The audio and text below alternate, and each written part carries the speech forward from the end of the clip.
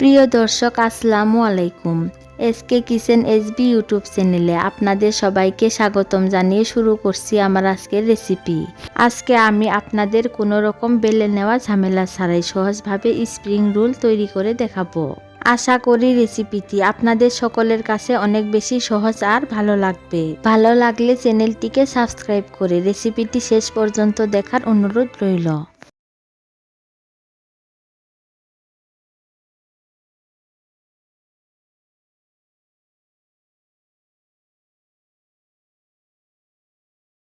নাস্তাগুলো তৈরি করার জন্য প্রথমে একটি প্লেটে 1.5 কাপ পরিমাণ পেঁয়াজ কুচি দিয়ে দিচ্ছি 2টি কাঁচামরিচ কুচি ও স্বাদ মতো লবণ। এবার এগুলোকে হাত দিয়ে ভালোভাবে মেখে নিতে হবে। লবণ দিয়ে পেঁয়াজগুলো মেখে নেওয়ার ফলে পেঁয়াজগুলো অনেকটাই নরম আর সফট হবে।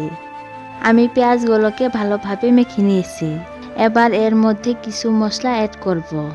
দিয়ে দিচ্ছি 1 টিস্পুন লাল মরিচের গুঁড়া, 1 টিস্পুন চাট মশলা, 1/4 টিস্পুন গরম মশলার গুঁড়া, 1/4 টিস্পুন রসুন বাটা, 1/4 টিস্পুন আদা বাটা, আর দিয়ে দিচ্ছি 2 টেবিল চামচ ফ্রেশ ধনিয়া পাতা কুচি।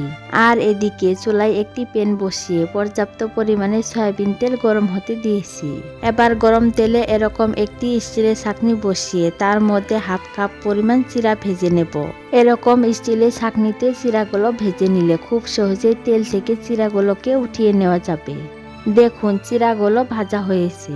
এখন চিরাগুলো থেকে ভালোভাবে তেল ঝরিয়ে প্লেটে উঠিয়ে নিচ্ছি।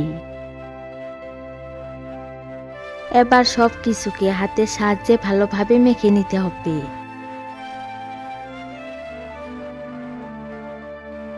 আমি এগুলোকে ভালোভাবে মেখে নিয়েছি। স্প্রিং রোল তৈরি করার জন্য পুরগুলো আমার একদম রেডি। এবার এগুলোকে সাইডে রেখে দিচ্ছি। আর এদিকে একটি মিক্সিং বলে 1.5 কাপ পরিমাণ আটা দিয়ে দিচ্ছি। আপনারা চাইলে ময়দা ব্যবহার করতে পারেন। দিয়ে দিচ্ছি স্বাদ মতো লবণ। এ পর্যায়ে অল্প অল্প নরমাল পানি অ্যাড করে মিডিয়াম পুরুত্বের একটি ব্যাটার রেডি করে নিতে হবে। একবারে পানি অ্যাড না করে এভাবে অল্প অল্প পানি অ্যাড করে ব্যাটারটি রেডি করে নিতে হবে। এতে করে ব্যাটারটি পারফেক্ট হবে।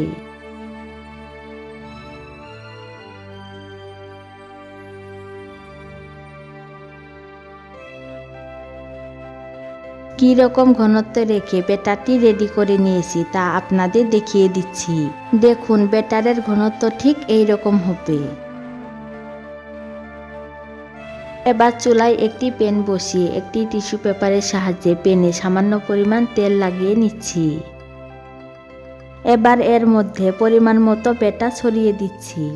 আর শীটটাকে যতটা সম্ভব পাতলা করে বানাতে হবে। প্যানটাকে এভাবে ঘুরিয়ে ঘুরিয়ে ব্যাটারগুলোকে সমানভাবে ছড়িয়ে দিতে হবে।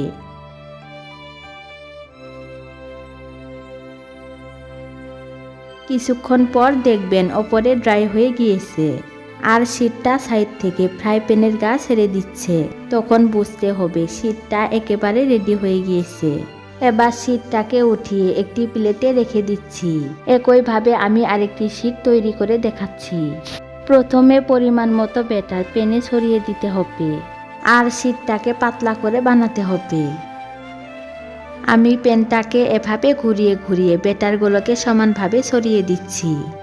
যখন দেখবেন ওপরে ড্রাই হয়ে গিয়েছে আর শীটটা সাইড থেকে ফ্রাই প্যানের গা ছেড়ে দিচ্ছে, তখন বুঝতে হবে শীটটা একদম রেডি হয়েছে।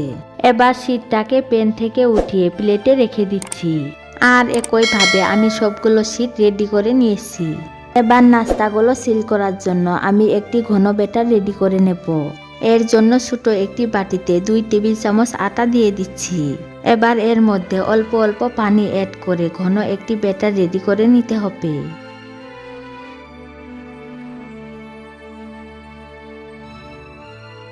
দেখুন আমি ব্যাটারটি রেডি করে নিয়েছি আর ব্যাটারের ঘনত্ব ঠিক এই রকম হবে। এবার এখান থেকে একটি শীট বোর্ডের ওপর নিয়ে নিচ্ছি। এখন আগে থেকে রেডি করা পেঁয়াজের পুর পরিমাণ মতো নিয়ে শীটের ওপর দিয়ে দিচ্ছি। আর পুরগুলোকে এরকম লম্বা করে দিতে হবে।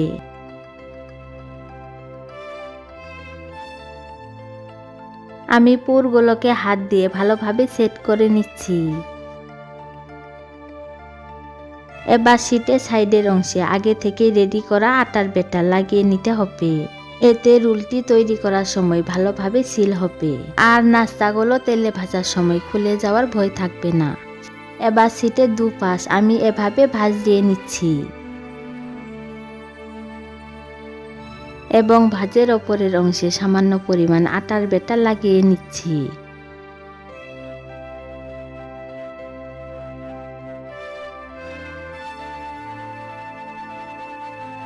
এবার শীটের এক পাশ থেকে আমি এভাবে রুলের মতো করে নিচ্ছি।